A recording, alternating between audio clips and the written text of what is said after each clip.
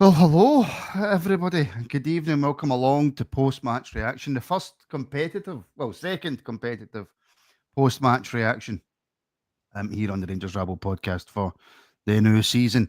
Rangers won, Panathinaikos won, Rangers won, 1-3 on aggregate. Rangers are through to the next round of qualifying for the Champions League, but we have at the very least guaranteed Europa League league phase football for this season, which was the minimum aim, the absolute minimum aim, and we've managed to achieve it.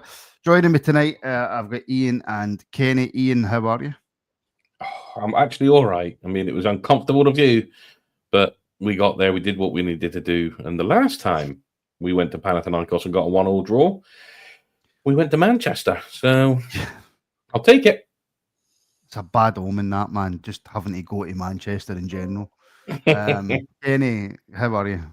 I'm okay, my friend. I'm okay. Like every Rangers fan, just the roller coaster that is Europe sometimes, especially when it comes that quick. You're trying to do a team up. It's always very difficult for where it lands with us. But that was wallpaper stripping stuff. That was terrible. Charles is straight in there with a super chat. Hamish Kenny. I think he's saying good evening. I don't know who he's talking about. The other name he's got there. But Charles, thank you for the support, my friend. Look, let's just get into this, Ian. Right, we are through. That is the main thing. It doesn't matter how we get there. We got through, and we've guaranteed ourselves at least Europa League. Right, main aim first ticked off a checklist. Right now, the next aim is to either beat Pilsen or Servette, however that game's going, and then get through to the playoff round and try and get into this Champions League. But failing that, Ian, we are guaranteed Europa League group stage football. But that was a tough watch tonight, mate. It was a tough watch. It started badly, didn't get any better for 45 minutes, and then proceeded to get worse again in the second half for a little bit longer. But the main aim of tonight was make sure you qualify. We've done it. Now we're 2 games away from the potential Champions League. But like you say, we're guaranteed the Europa League football, which I'm sure the mandate when this tie was brought out by the board, by Russell Martin, by the squad, let's just make sure we get through this so that we've got a group stage football to play. It wasn't pretty. We did the job. I'm not going to enjoy this playing out from the back this season, I don't think. But as me and Kenny were saying before we came on, we're 2 games in to a season. It's going to take a little bit of time. There was good things in it. There were still good things in it, but it was not a great watch. In all respects, it was awful, but the job's done. We're where we need to be right now. I mean, I'll come straight in, Kenny, with a super chat for Blue Tie, because thank God he's asked it, because it means that I don't have to ask it, right? And I don't get the lampooning in the comments for it. Again, Blue Tie, thank you very much for the support. Question for the Rabblers: any red flags from Russell Martin tonight? Kenny, I'm not sure about red flags. As JD's saying there, I think it might be slightly too early, but there's plenty that we can look at tonight and go, we really, really have to improve. And I think you're right. I think red flags is a wee bit too fast now. I think substituting a wee bit faster, which a lot of managers are critical of, right? That's one thing. But when you've not really got the players in the positions he knows he still needs, and he's not able to put players, that's another hard thing to do. But when there is players on the bench, it could possibly go into positions that are weak at the time, e.g., and I'm not going right into a Tavernier show, but I'm just saying, if any player's doing mediocre or average and you've got an option there to change that slightly, I would say that's maybe a red flag. That how many times do we watch a certain player fall apart slightly, and then there's not an option of maybe putting Arnold on the right, Jefte on the left, and moving things about.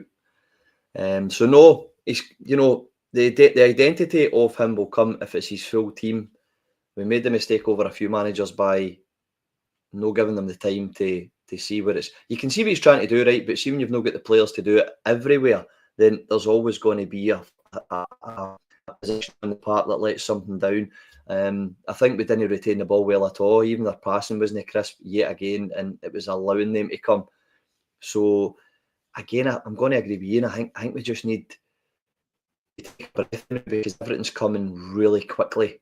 and we haven't quite get the players in we thought we were going to, especially left back and right wing. So red flags, I agree with you, Martin. Maybe not as harsh as that, but yeah, I think he could have been a lot quicker with substitutions. And it doesn't matter if he's your captain or who it is, Martin. If he's not doing well, you've got to substitute if it's there to be had. And I think that was the only thing I would say that you really need to start thinking of, making substitutions a wee bit quicker. That was what I would say. I think that's absolutely fair, Ian. But also in the same breath, to kind of defend Russell Martin a wee bit, in the first leg, the first half, kind of similar to tonight, right? Maybe the first 2 or 3 minutes we looked quite bright, and then Panathinaikos took over, and we looked all over the place. The passing was poor. Panathinaikos were getting in quite easily. They were looking dangerous. They probably should have scored a couple of times, and they didn't, right? But last Tuesday, he didn't change it at halftime, and it worked for us. So, and is that any sort of defence for not changing it up until Panathinaikos scored tonight? Which, ironically, Ian, once they scored, they got worse. They did. Once they scored, they thought they were. I think that they all thought that they were just going to steamroller it, get another one, and they nearly did. They nearly did get that equaliser not long after, because we were rattled. And then we go up and quickly get the equaliser. And I think that knocked the stuffing out of them, and we kind of took control-ish. They still had their chances, but we kind of took control. There was nothing you could significantly say after our goal that worried you, in the sense of their shooting. But just because what happened last week worked doesn't mean it works a second time around. I mean, we mentioned it a lot as that game was going on. That for me, I would have had Danilo and Dio, Danilo, Dio, and Dowell. Get all the D's out, get them off, get them on the bench, and bring in Cortez, who I thought would have ripped it on that side. Bring in Cameron into the middle, because that little bit of energy, and then Deta's up top, just to do what Danilo couldn't do and hold the ball up a little bit. So just because what worked last week doesn't work twice all the time. Not a red flag. But can it be used as a defence scene for him not changing it at halftime? Is my question. He might well come out and say that, but for me, I'd have changed. I mean, Dowell especially. I mean, I know he didn't have a bad game. I'm not saying that he had a bad game. He did do good things. He took his booking for the team, which he needed to do. Yep. Did have a couple of decent flicks and all the rest of it, but he was on a yellow card. And the way that they were throwing themselves down and the ref was buying it, it could have cost us. Luckily, it didn't. They maybe just take that one thing out of the equation. But at the end of the day, we got what we wanted from it, and we're through. So you've got to be happy, regardless of how the performance went. You're through. It would be so easy, Kenny, I think, to look at tonight, right? And look at the performance in that heat, away from home in Europe, right? I think we've got to put everything into its own little bit of perspective, right? We're away from home, in Greece, difficult place to go. Heat is absolutely mental, as Wolf told us on the build-up, and we've came away with a 1-each draw. Now, see, before any of these 2 games against Panathinaikos, if you said that over the 2 legs, we'd come away with a 3-1 aggregate win to go into the next round, every Rangers fan would have bit your hand off for that, right? But they absolutely would have. Does the performance tonight matter that much in terms of moving forward? Or is it something that we can look at and go, it's another bit of experience for the guys. We didn't play that well, but we've not been beat in any of the 2 games. I'm quite happy what happened. At the end of the day, as you say, 3-1 aggregate win is fine. You can't keep judging things like that too early, because we've not got the positions where we really need the positions to be filled, as we well know. So he's still trying to tinker with things to make sure we get over the line. Dowell right-hand side, Max Allen's left back. Things like that. So no, I'm happy. Do you know what I mean? It's just because it's an analytical show, right? Podcasts are there to dissect, over-exaggerate, overwhelm, get it wrong, get it right. That's what it's about.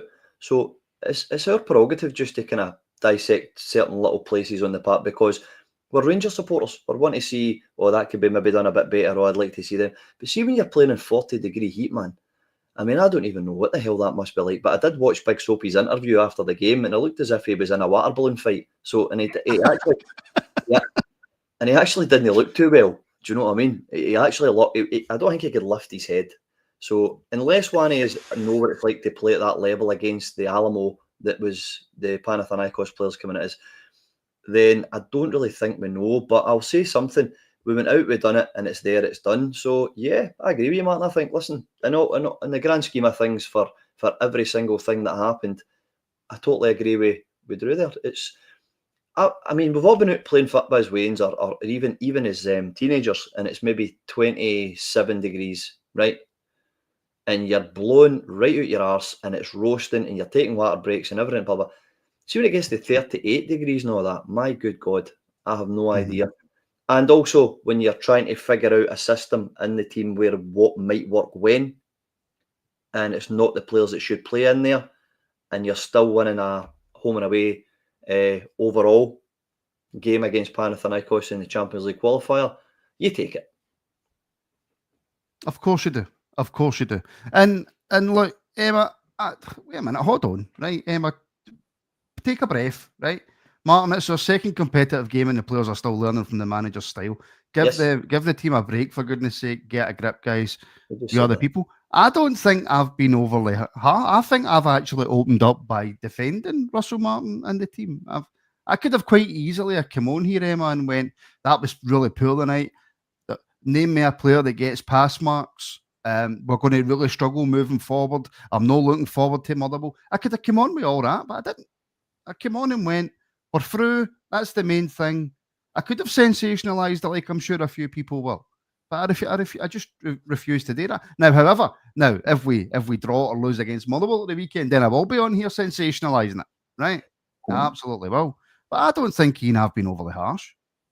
No, we're not overly harsh at all. I mean, I'm going to say that Emma can say whatever she wants because Martin likes rom-coms and doesn't like potatoes. But potatoes are minging, Ian.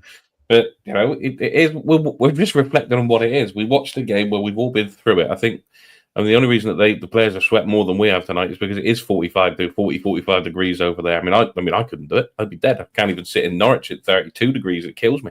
So you know, I couldn't do what they do tonight. I mean, I couldn't even do what Wilf's doing. I couldn't stand in that crowd. I'd have to be in an air-conditioned room watching it on the telly.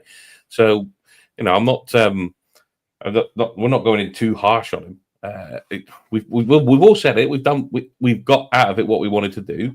Had this been a later round in either Europa League, Champions League, whatever, you're saying that's a professional job done, which is exactly what this is. We've done a professional job. We won the home leg, didn't get beat in the away leg. We're through to the next round. That'll do. But yeah, so yeah, not too. I don't think we've been too harsh either. Just to let you know though that the other game, the Servette Pilsen. It is 2 each on aggregate, but Pilsen have just had a man sent off, and it's the 69th minute. Nice. So is that 2 each on aggregate or 2 each on the night? 2 each on aggregate, 2-1 to Pilsen on the night. 2-1 on the night. So Pilsen down to 10 men. Right, okay, fair enough. Right, I'll just get some of these super chats in. For Vix, thank you very much, Vix. Channel member as well. Thank you for the support. Squeaky bum performance, but through, main thing. Yes, absolutely. Dode the Greek, ironic name tonight, Dode, ironic. We are the people. Thank you very much. 199 super chat. Thank you very much. And of course, who thinks Martin is a fan? Right. So thank you very much. And Charles, Emma, I agree. Martin is. So there we go. Thank you all so much for those super chats. This is never going to stop, is it? It's never going to stop. But the other super chat from Blue Tie, Kenny, right? Let's have a discussion about this, shall we? Because again, I'm not jumping on this too early, right? But if anybody wants to watch back the afternoon rabble from today, the morning rabble from today, the afternoon rabble from yesterday, or the morning rabble from yesterday, there is somebody on this show who has pleaded for the manager to play Aarons at right back and Jefte at left back, right? Pleaded for it. But I'll ask you, Kenny, is it time now to drop this Aarons at left back? Just even show the fans that you've got the ball to do it. Even that, even just say, listen, there's a couple of howlers. There was one incident I watched where the ball got whipped across the 6-yard box and Tavernier too busy telling off Giga, and that guy came in the back of him and just missed it as well. And he's still shouting at Giga and the ball's in play and the guy's ghosted him. And I'm saying, no, mate, that's sorry, pal, that's not good enough anymore. It really isn't. So I would like to see Martin just saying, right, okay, I seen Jefte coming on, Martin, right? And I thought, right, that'll be new. Hopefully Martin will show the fans that, Tav, it's your time to come off, big man. We'll move Max Arns up to right back and get Jefte in the left. And as soon as I saw it was Dow, I went, that's not happening, man. That's going to be Maxi Arns at right wing. And he is accommodating him, Martin. Ian, you know yourself, two you know, he is accommodating. How many managers are we going to have here until he makes drastic mistakes in the league, would drop his points to somebody says to him, what is going on here? It doesn't matter if he's a captain. If he's still playing poorly, I'll say what I said at the top of the show. If any player is playing poorly and you've got an option to change that area of the park, because some areas we've not really got at the now because we're looking for new players, you change it. But Tavernier seems to be Teflon Don, man. He seems to, I don't know what the hell's going on. Even though he's making howlers, there was one of them where he held the ball far too long, turned his back to play, went to play it back, the guy stole it off him there on the attack. See, after 3 or 4 or 5 of these things, the reason frustration creeps in, and you've got the likes of Blue Tie talking about it, it's because we can all see it. And we're all saying, but you bought a Premier League ilk right back in, and you've moved him to left back to accommodate a guy who's been making howlers who was nearly sold. So I don't really get what's happening. And then you add in the heat again. Let's add in the heat again, because an older player that's making mistakes and feels he's under pressure is going to make 10 times more mistakes in blistering heat. So when you add all that up, mate, I have no clue what is going on. I mean, Tavernier must have a dossier, a shit on managers that they just can't drop him. It must be like that. What's that Celtic assistant manager? No, he's absolute crap, and he's always in the dugout no matter what manager comes. What's that half-wit called? Remember him in the big nose? The boy that used to play for them, Kennedy. He's another one. I don't understand what's going on with Tab. He must have some sort of snap on them, because he was dreadful in some of the things, and then you bring your right back that's playing at left back to move to right wing so you can bring a left back on, rather than taking the problem off. I don't know, man. I don't want to Ian just jump on top of the it's all Tav's fault. Oh, for fuck's sake! But you can't ignore the issue that you asked, though. But yeah, you can't really ignore it. I think in most games, Ian, so far that I've seen in pre-season and in the competitive games, I think Tav's been off it. I think he's been well off it. He's not been the only one, right? But tonight was glaringly obvious to me. He made so many individual mistakes, Tav, tonight, that as soon as you seen Jefte coming on, I just assumed it was Arons to right back and Tav off the park. But it wasn't. When they brought Jefte on, I think we switched to like a back 5. So 5 in the defence, and then 3 if we go forward. So then Arons runs off up the right side. But I mean, he wasn't the only player who had a poor game tonight, but he was one of the worst. I mean, there was again during the watch along watching that. And not being on it, they were blaming Tav for the goal. It wasn't Tav's man that was left to score the goal, so he gets away with that one. But the amount of time, it's every single time that ball gets played over Tav's head, he hasn't got a clue. Hasn't got a Scooby-Doo what's going on, doesn't know where the ball is, loses the track of it. Somebody quite funnily said that he must have a picture of Russell Martin eating a Big Mac. That's why he's getting a game. So, but it's last season was more than just a warning sign. The season before that was the warning signs. Last season was the proof that Tav needs to either be just a squad player, can still be captain, can be club captain, not a problem, but not on the park. And you're not bringing in Arons to play left back all season because apparently you don't trust Jefte. So there's got to be a reason why Arons is at the club. I would assume that is to play it right back once we get up and running. And Tav is that bit part player because it's evident, has been for more than a season now, that the strength that he had has disappeared.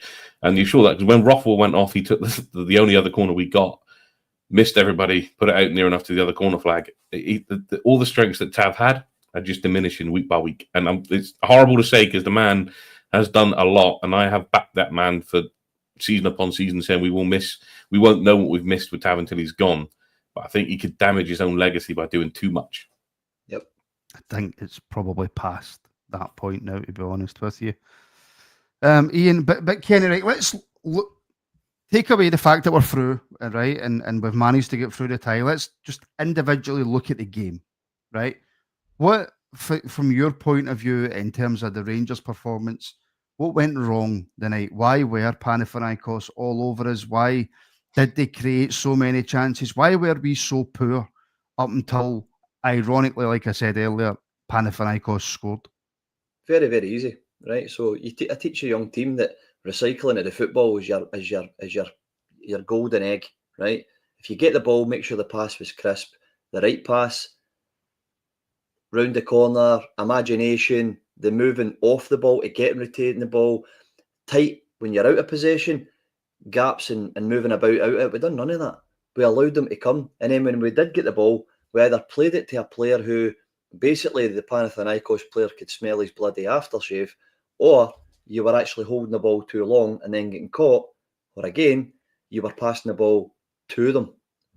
So when you're doing those three things, you're going to give confidence to their team, you're going to allow them to come at you, and then they're going to naturally get chances. Now, if that was, I mean, I think Lovenkrantz was laughing about it, saying, listen, I'm a striking coach, I'll come and work for you. See if they could bury even 50% of the chances they go, we'd be scudded.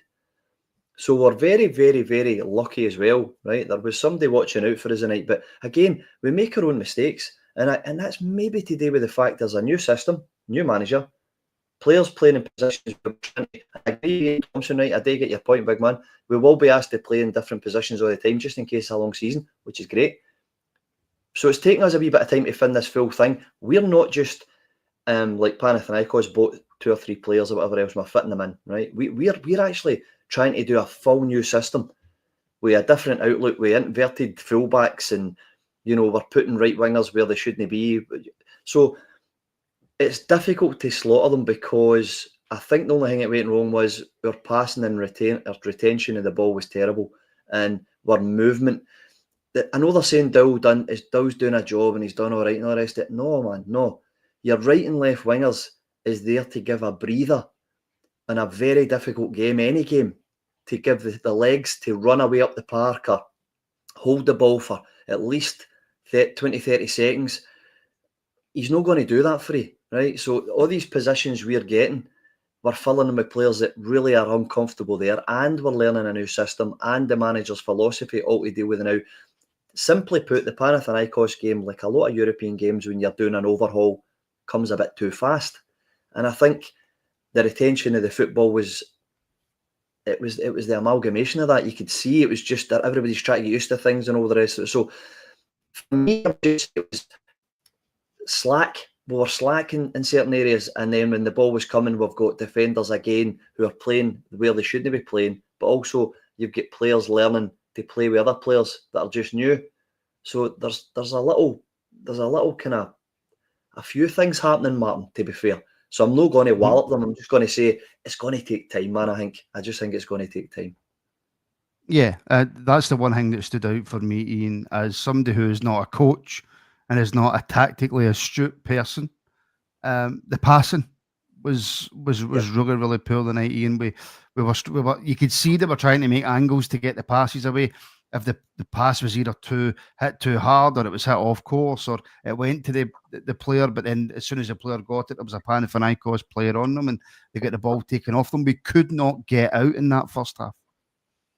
No, we couldn't. There was some element of poor passing. There was some element of panicking. Dio and Raskin in the middle just couldn't get a foothold in it at all.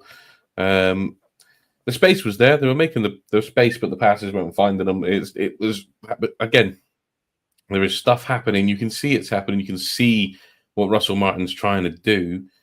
You just need that to click. And I think you'll see a lot more quality. But as someone in the comments has already said, considering this is still our pre-season, and you have to take into the fact that these 2 games are effectively pre-season games as well, because we haven't played that many friendlies.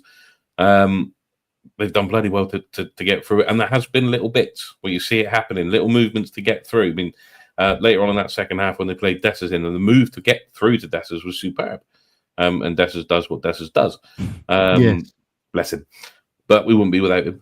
And there are little signs that it's happening. I mean, to take it back to the weekend with the Middlesbrough friendly, that when they made all the subs and the difference in the way they played, you can see that Russell Martin's philosophy is getting there. But as Kenny said, it's going to take time, and we just have to be. And I know we all hate this word. We have to be a little bit patient with them to begin with, because Rome wasn't built in a day, as they say. Probably not the best podcast to say that. Can I jump in and back you up with that, please? See that one, the ball came through our defensive area and come all the way up, and Jefte crossed it in. It didn't go anywhere, but exactly what you're saying, that was a fantastic move to get up there. I think maybe just confidence as well, I think. Yeah, of course. But I don't think you can discount the fact that Panathinaikos have signed about 10 or 11 players. I know. Oh, and they're coming into this with the same preparation as us. And they seem a much better unit already than what we do. Again, it's a really tricky one, Kenny, because you're playing against a very good Greek side, right? To try and progress into the Champions League, you're not going to really get any easy games, at this stage, right? No. Even Servette and Victoria Pilsen, whoever we get, it'll be tricky. It'll be a difficult game. But do we look a little under-prepared compared to where we should be, or are we on track, or will we need to wait and see what happens on Saturday against Motherwell to make a better judgment on that?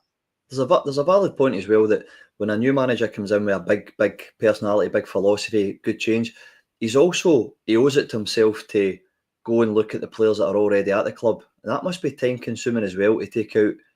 If you walked in and went, right, I've heard the fans, they 5 are shit. Right, get them out. Let's get these ones in. He's not going to do that. He's going to come in and say, I mean, how many managers have come in and took players that were already at a club who are average and made them shine, got something out of them. So he's going to come in here and look at these players that we know, that we've seen over seasons, that maybe not going to be here now, and had to give them the chance just in case we couldn't sell them. He would have to use them. So that process alone would have took a long time. And then you're starting to say, right, I need to buy that player, I need to buy that player in. And if it's maybe even took a fortnight to work out about your McCauslins and these type of players, then you're starting to say, God, we need to get in and get that transfer market now. And as you're doing that, you're getting friendlies coming, and you're getting Europa, Champions League qualifiers coming, and you're getting leagues starting to come up. So I honestly do think it's just everything's coming whap, and he's having to change. He's actually a full philosophy he's changing at the club. I really honestly do think that time gets took up trying to see what's at the club already. Then you can start to strip down what you need and what you don't need, who you can trust, who you can't trust. As I said the other day there, I think some of the Rangers players have now ran themselves off the starting 11. And it takes a lot of time to think. Well, Ian, I think his internet just about gave up there. To be honest, he was trying his best. He was absolutely trying his best. Just let's talk about Gassama, shall we? If we want to look at some positives, Ian. A lot of folks saying that he maybe should have started tonight, and maybe he should have. Maybe it's just that match sharpness that Russell Martin was maybe a little bit worried about. But Ian, that's both games against Panathinaikos, off the bench goal. Yeah, and a decent finish again tonight to get that one in. I mean, he was booked afterwards for his celebration. I mean, the ref said because he jumped over the advertising hoardings, but he still had another 3 advertising hoardings to go and a full length of a pitch to get to the Rangers fans. So I don't really get why he was booked. But I mean, I part of me understood the fact that he didn't start, the fact that he was on the bench, because you think if you can tire out Panathinaikos, then bring on someone like Gassama, there's more chance he's going to be to go at them and cause them problems. But equally, if he'd started the game, I would have said that was a sensible choice. But I think Curtis deserved his spot, so he didn't do much tonight. But to bring the lad on, and he's so direct, and he's focused. He just wants to do that one thing. I mean, he made a couple of little mistakes tonight. He could have played in Jefte a couple of times and came in field, but that's just youth, and they can coach that out of him and do certain things. But if you're going to make an impact and make yourself known to the Rangers fans, there's no better way than coming onto a pitch, being on the pitch for a collective of less than a half and scoring twice to get you through in the European tie. So he's got a he's already up there, and people love him already. And at least this time, though, we're not relying on a loan signing, and we're not going to fall in love with a loan signing. He's actually our player. And in the last 2 games, 2.5 million we signed him for, and if the rumours are to be believed, it's 5 million for getting through to this round, so he's already paid his money back. Yeah, I mean, 2.5 million, Kenny, for Gassama already seems like a steal.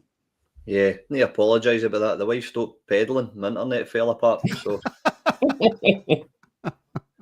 we're all good. I like the guy. I think they're trying to get him up to match fitness, etc. But it's nice to see a player we buy come in and hit the ground kind of running. It's a bit of a good man scenario. Hopefully that it's going to progress from here, and we're going to get a good left winger.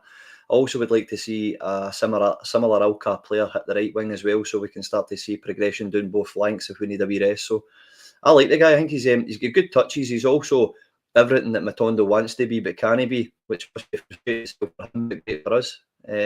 So when he runs with the ball, he's both feeted. I really like the guy. I think Gassama's going to be one for the future, boys. I think he's going to make us a few quid. He absolutely is. Right, I'm not going to take up too much more of people's time tonight. And I don't want to come on and be negative. We're through. Let me, for people moaning in the comments, right, about any form of negativity, right? We're through. I'm absolutely delighted that we're through. When we had to score, Ian, we did. So even though we played poor, as soon as Panathinaikos scored, we went up the park and scored. So we done what we had to do when we had to do it, right? And I'm just looking for your opinion here of how you are judging our 2 centre-backs tonight and moving forward. Giga and Suter, are you worried? You going to Ian with that? Oh, that's brilliant. Thanks very much. I'm going to Ian, and then you can come in on that, Kenny, right?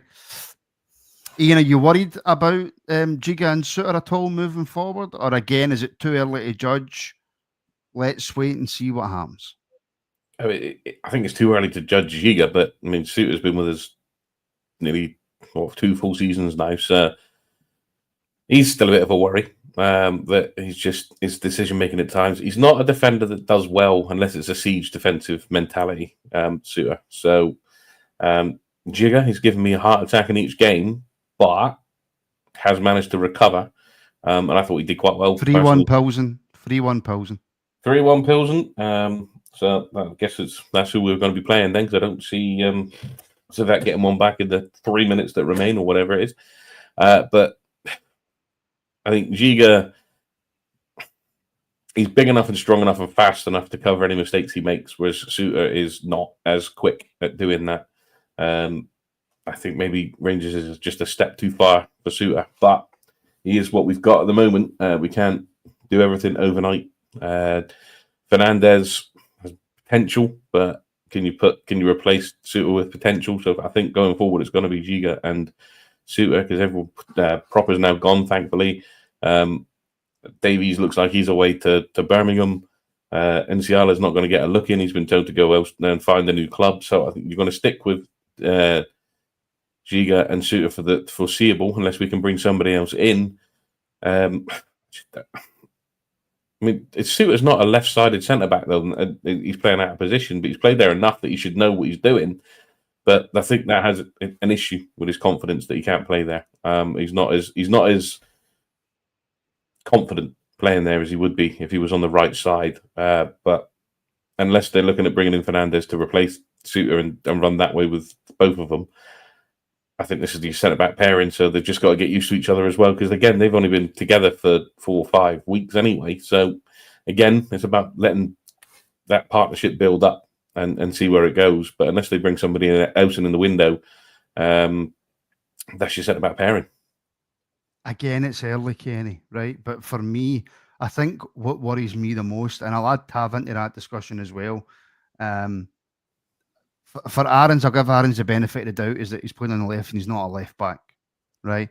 But Suter, Giga and Tav all, for me, seem to struggle with concentration. It seems to be a real struggle for them, Kenny. And that is a massive worry for me moving forward. Mm-hmm. I would agree with you. Again, though, you look back at some of the great pairings of centre-backs and stuff like that, there's always somebody's got something that somebody else hasn't, and then the other one talks them through. I just don't think we've got that with Soapy.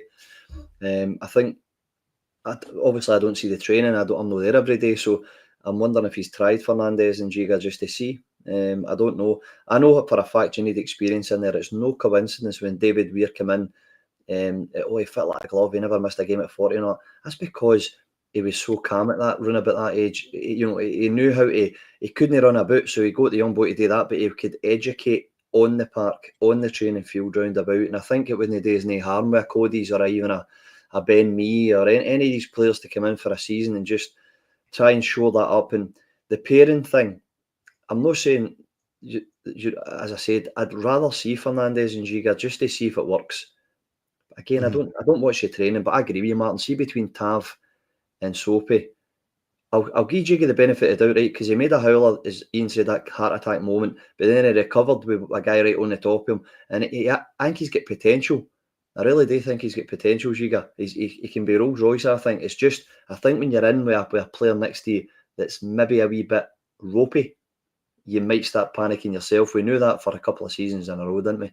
So I'd like to see Fernandes and Giga just to see how it would go. I think their concentration levels all the place. And then it started rubbing off in Butland. Did you notice that with his feet? He was holding the ball too long. They were catching him. Yeah. It was starting to pass through the team. So I'm glad we go through. Yeah. Listen, and at the end of the day, we'll finish up on this. Ian, we are through. We will play. It looks like Victoria Pilsen in the next round, which is much easier than Besiktas or Shakhtar Donetsk. Let's be honest. It's much easier. And I suppose now, Ian, and look, obviously we'll preview it closer to the time and we'll look a bit more into it and stuff like that. But is the pressure off the players slightly getting into this one? It is now. When we come round to actually play Pilsen, because I think it is them as 90+2 on my thing. So I think it is Pilsen will be playing. Then the pressure ramps up again. So it's easy to say, the pressure's off them now. They've done the bit. The only thing is they can relax a little bit more, just because, not because whatever happens, they've got the Europa League, but I'd rather we had something in the bank going into the next game. The players can relax a little bit and go through. I'm not sure how much easier will be, because the obviously Pilsen are going to get there. So how much easier that's going to be, because they are quite an unknown quantity. I couldn't tell you anything about Pilsen other than they've won against Servette in the last 2 games. So it's easy to say. The draw's nice. It's kinder, granted, like you said. I'd rather this than having to go to Turkey or Poland to play Shakhtar. So, but we're through, and we can just enjoy it. We can enjoy it until it comes around again, and our focus now turns to Saturday and Motherwell, which is not going to be easy either, because you know what Motherwell like when we come to town. So let's just concentrate on that and worry about Pilsen when the time comes. And you know, the town of Motherwell is one of my favourites. Absolute one of my favourite towns. But yeah, Ian, Kenny, sorry, last word to you, mate.